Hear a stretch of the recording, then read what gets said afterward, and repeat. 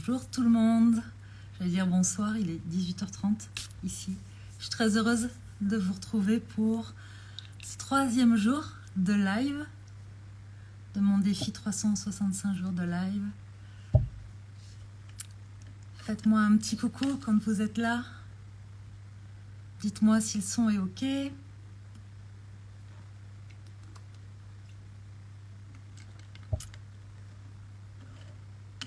Coucou tout le monde. Bonjour Anaïs. Ok, merci Seb. Allez-y, faites-moi coucou quand vous êtes là, que je sache que vous êtes là. J'ai vu Elodie. Coucou Elodie. Ok. Aujourd'hui, donc, je suis à Bangkok pour le temps d'un week-end avec des amis. Et donc ici, il est 18h30. Et c'est drôle parce que j'étais en train de faire ma journée et juste là, avant d'entrer, je me suis dit, ah mais j'ai mon live à faire. Et en fait, je suis vraiment contente de le faire, mais c'est vrai que c'est pas encore ancré dans mes habitudes, puisque c'est que le 3e jour en fait, donc c'est tout nouveau. Et je trouve ça drôle parce que je sais que d'ici quelques jours, quelques semaines, ça va être très ancré dans mes habitudes. Coucou Jean-Paul. Ça va être très ancré dans mes habitudes et j'avais envie de vous parler d'autre chose ce soir, mais c'est peut-être de ça dont je vais vous parler. Je vais voir comment je vais me laisser porter par le flow et par ce qui vient. Je me dis, c'est fou en fait, comme quelque chose de nouveau peut au début, oui,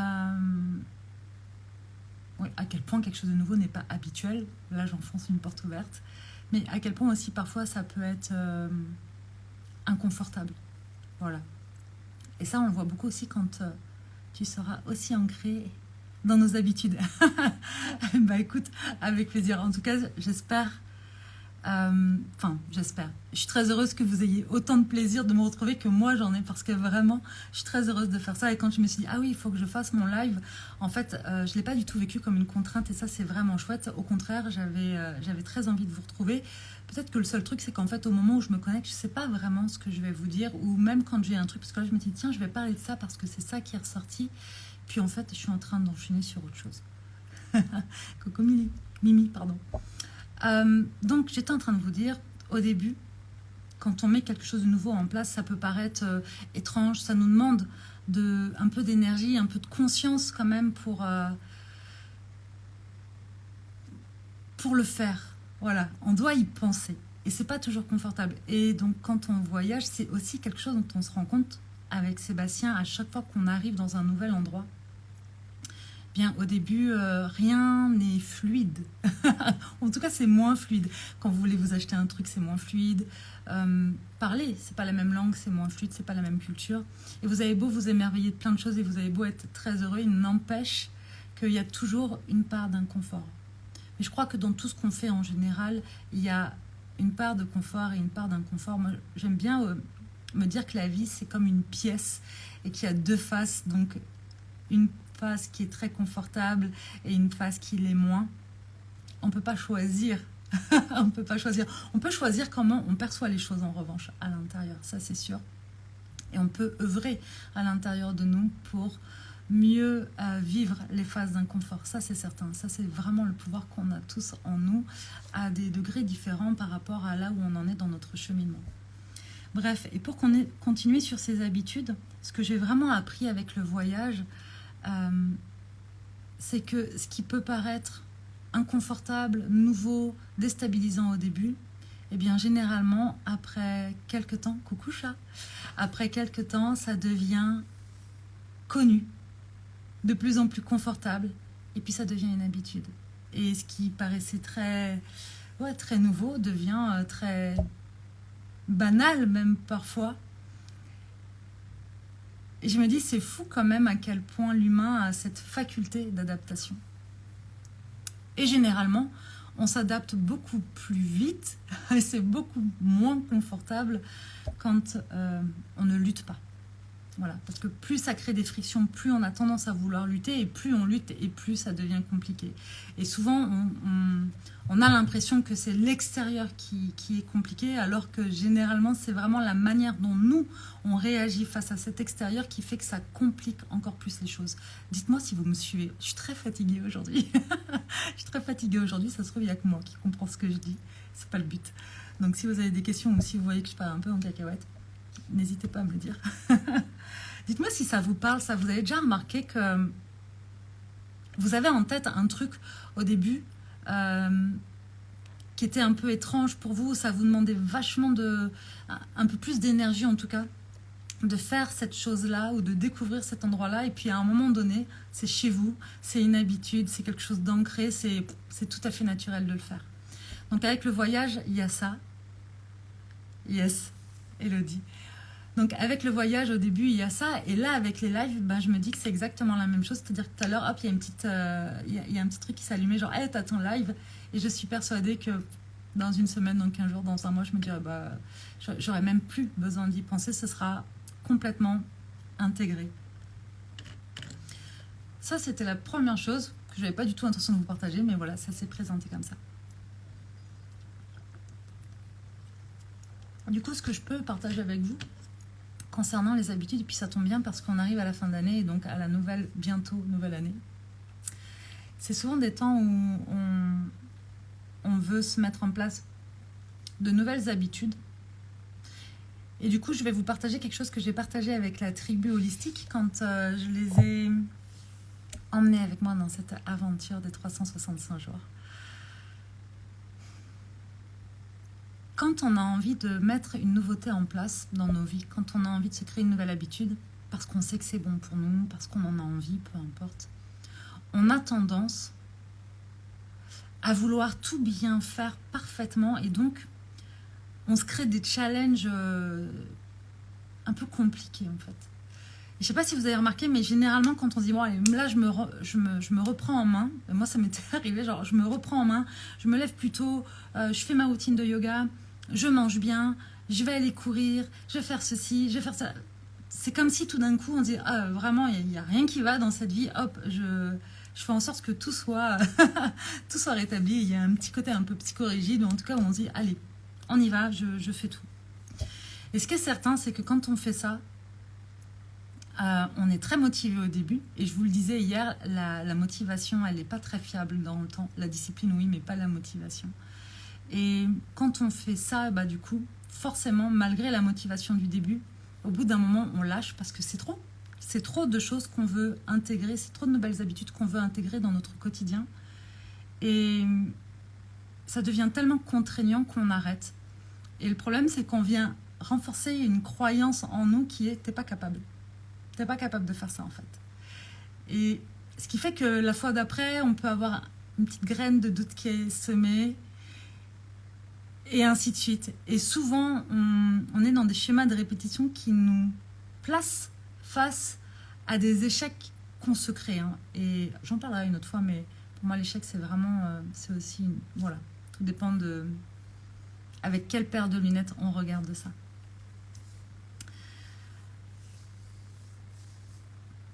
Du coup, ce que j'ai appris par rapport à ça, quand vous voulez vous créer une nouvelle habitude et que vous voulez surtout vous donner toutes les chances que ça fonctionne, c'est une chose à la fois et le plus simple possible. Voilà. Mais j'en ai parlé déjà dans les différents replays, dans les différents lives que j'ai fait. Une chose à la fois, le plus simple possible. C'est pas le but, c'est pas la notion de contrainte qui va être compliquée, parce que quand on veut vraiment quelque chose, on est capable d'accepter une part de contrainte, à condition que ce qu'on veut mettre en place nous fasse vraiment vibrer. Mais c'est plus, comme je vous disais, bah par exemple pour celle-là, il n'y a pas de notion de temps, d'horaire. Toutes les personnes qui veulent, coucou Nat essentielle, coucou. Les personnes qui me suivent avec la tribu holistique et qui ont dit qu'elles voulaient méditer, je leur ai dit surtout cool, pas de pas forcément de temps imparti, pas dans une position spécifique. Voilà. Faites en sorte que ça devienne d'abord confortable et ensuite, allez-y petit à petit. Mettez-vous des trucs supplémentaires si vous voulez, mais step by step en fait.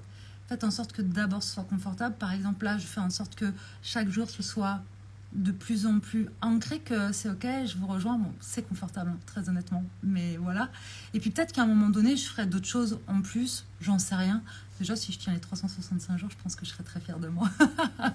Ça, et j'en parlais aussi hier, célébrez-vous. Yes, Jean-Paul, l'important c'est de participer. Absolument, c'est ça. Donc, célébrez. Moi, à chaque fois que j'ai fait mon live avec vous, avec ça, je suis là, ouais, yes, je l'ai fait, je suis fière de moi. J'ai rien fait d'extraordinaire, hein, mais je me célèbre parce que juste sorti de son contexte comme ça n'a rien d'extraordinaire, mais mis bout à bout avec ce que ça m'a demandé avant pour en arriver là, pour le faire sans... dans... comment dire, avec l'énergie avec laquelle je fais, avec la joie avec laquelle je le fais, et de tenir, et d'avoir envie de tenir, et qu'il n'y ait aucun doute pour tenir. En fait, ça m'a demandé beaucoup de choses qu'on ne voit pas forcément là, sur l'écran. Et c'est tout ça, en fait, que je célèbre à chaque jour, en fait, que je vous retrouve ici. Donc, je vous invite vraiment à venir vous célébrer aussi quand vous créez une nouvelle habitude. Chaque jour où vous tenez, célébrez-vous. Chaque jour où vous honorez ce que vous vous êtes dit que vous alliez faire, honorez-vous. Ça ne veut pas dire que le jour où vous ne le faites pas, il faut vous critiquer et vous punir, mais justement, plutôt que de vous juger quand vous ne faites pas ce qu'il faut, axez plutôt votre focus sur « Ok, au lieu de me juger, je vais plutôt me célébrer quand c'est positif. » Je pense que ça a plus d'impact que de se juger quand on n'arrive pas à faire quelque chose, quand on ne parvient pas tout de suite à faire ce qu'on voudrait faire. Et du coup, je vais continuer là-dessus. Quand on ne parvient pas à faire tout de suite ce qu'on ne parvient pas à faire, on a deux options. Soit, effectivement, on peut mettre toute son énergie pour se juger et se dire qu'on est vraiment trop nul. Et du coup, on va perdre confiance et estime de soi. Soit, au contraire, on peut se dire ok, je viens d'apprendre quelque chose sur ça, sur ce que je viens de faire. Je viens d'apprendre quelque chose sur moi. Et ça, je vais en faire une expérience. Je vais en faire une force. Une expérience pour l'étape d'après. Et puis, je vais recommencer. Et la fois d'après sera encore différente. Et j'aurais peut-être pas encore atteint le palier que je voulais atteindre, mais ce sera encore mieux. Ça sera déjà mieux. Et puis, je vais recommencer et recommencer jusqu'à ce que je maîtrise cette activité, ce sujet, ce sport, enfin, peu importe ce que vous faites, si vous apprenez à jouer de la musique de la même manière. Et je crois que c'est vraiment important d'avoir cette envie ou cette posture d'enfant dans l'apprentissage. Vous voyez un peu ce que je veux dire, c'est parce que nous, quand on est adulte, on est un peu sérieux quand même dans l'apprentissage et on peut avoir tendance à avoir peur d'aller apprendre quelque chose qu'on ne sait pas déjà, ce qui est quand même assez fou, parce que si on veut apprendre quelque chose de nouveau, c'est qu'a priori on n'est pas expert là-dedans, qu'on ne sait pas, donc forcément on va pas réussir du premier coup, sinon on n'a pas besoin d'être formé. Et ça, c'est un peu ce truc, cette pression qu'on s'impose de soit je suis expert tout de suite, ou je sais déjà bien faire tout de suite, je veux pas avoir honte, soit je fais pas. Et dans ces cas-là, on se prive de quelque chose qui est essentiel, qui est cette posture de toute ma vie, je vais apprendre toute ma vie, donc toute ma vie je vais m'enrichir, je vais découvrir. Ouais, juste parce qu'on a peur d'avoir honte ou d'être ridicule. Et ça va aussi dépendre beaucoup de votre mindset. Est-ce que la peur dirige votre vie, la peur d'être ridicule, la peur d'être jugé, la peur de ne pas réussir. Et du coup, quand il vous arrive un truc, vous dites, de toute façon, j'y arriverai jamais, tout ce que je fais, j'y arrive pas. Ou est-ce que à chaque fois qu'il y a un truc que vous n'avez pas réussi à faire comme vous vouliez, vous vous dites ok, je m'avoue pas vaincu, je vais recommencer, je vais continuer.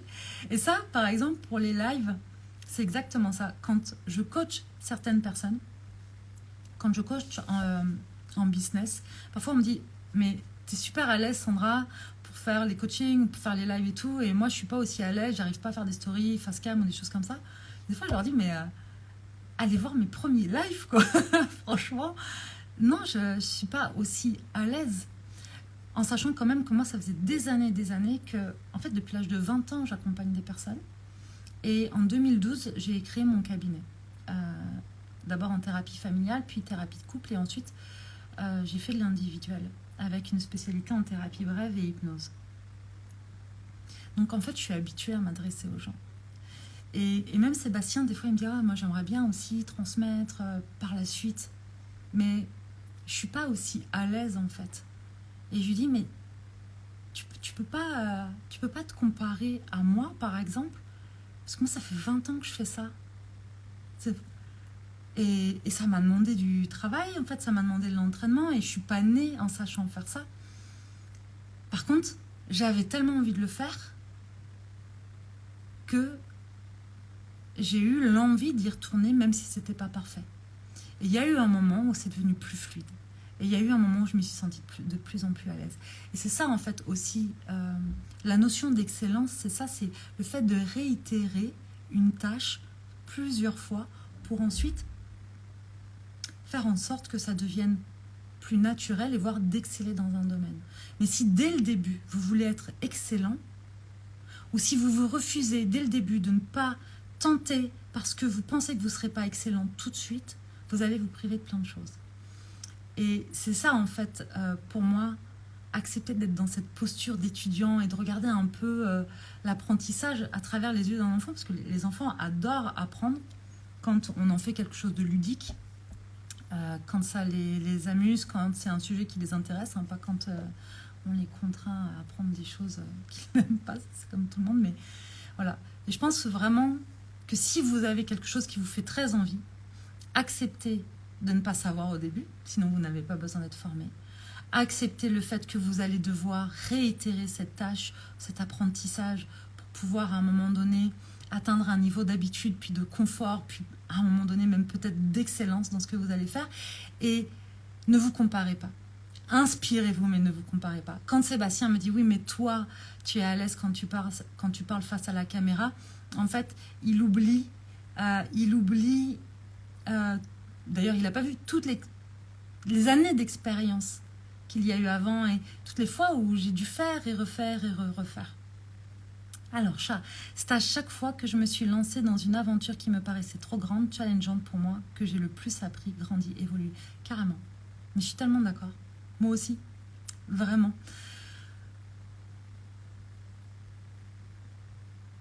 Faites-vous confiance, en fait. On a tous cette faculté d'adaptation. Vraiment. On arrive à s'adapter à des choses hyper inconfortables, donc forcément, on peut aussi s'adapter dans l'apprentissage, dans plein de choses. À partir du moment où on décide que c'est OK et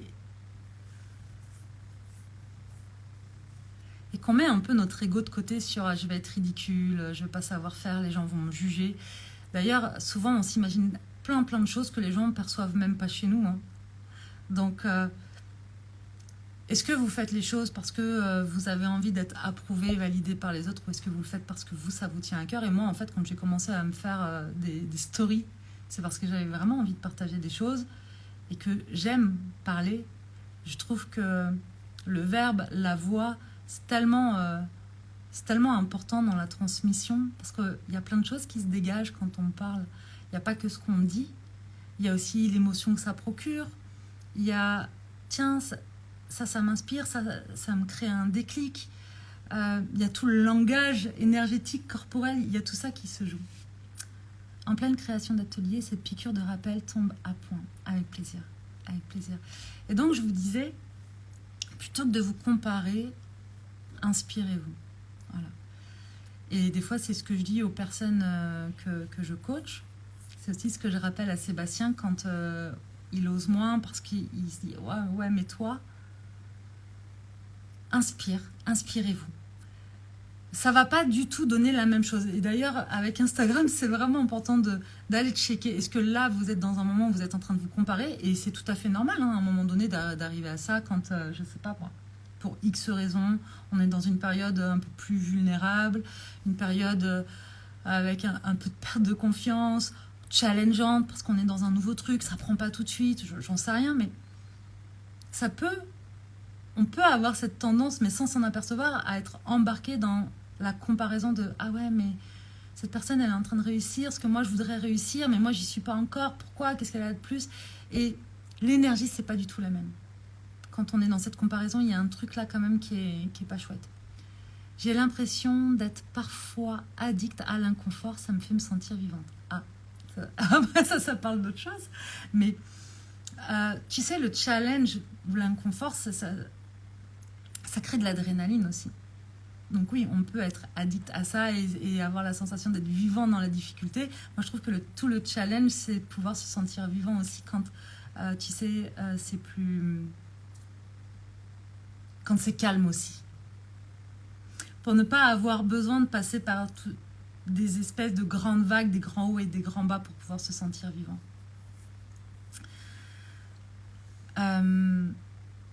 L'inspiration par rapport à la comparaison, ça va être très différent. C'est que vous observez quelqu'un qui a déjà réussi, par exemple, ou qui fait quelque chose qui vous inspire, ou qui vous donne un déclic, ou qui en est là où vous aimeriez être. Et vous pouvez vous dire, ok, cette personne est en train de m'inspirer, et si elle l'a fait, elle est en train de me montrer que c'est possible, en fait. Elle n'est pas en train de me montrer que moi, je suis une merde parce que j'ai pas réussi. Elle est en train de me montrer que c'est possible. Parce qu'elle l'a fait, elle aussi. Et c'est ça qui va être intéressant, en fait, avec l'inspiration versus comparaison. Voilà.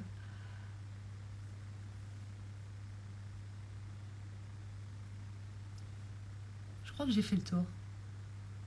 Il y aurait encore tellement de choses à dire. Mais je crois que j'ai fait le tour pour cette fois. Pour aujourd'hui. Je vais aller rejoindre mes amis pour manger au restaurant.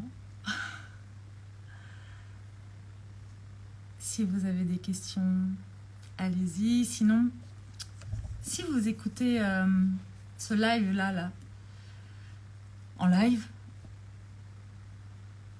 prenez 2 secondes après pour noter en commentaire si vous en avez envie. Qu'est-ce que vous retenez de ce que vous venez d'entendre? Et si vous le regardez en replay, faites la même chose. Je trouve que c'est vraiment intéressant de pouvoir faire ça. C'est intéressant pour moi, c'est intéressant pour vous aussi. Pour ma part, la comparaison suit souvent l'inspiration. Ok. Très intéressant, merci, avec plaisir. Quand on regarde quelque chose, un live, quand on regarde une conférence, quand on va voir une conférence par exemple, mais aussi quand on va... Enfin moi c'est ce que je disais à personnes qui venaient me voir en consultation, en thérapie. Des fois, elle me disait, mais est-ce que tu peux répéter pour que je puisse noter? Et c'était très difficile pour moi parce que je suis beaucoup plus dans le flow et j'ai du mal des fois à répéter, à me souvenir de ce que je viens de dire. Parce que voilà, ça déroule.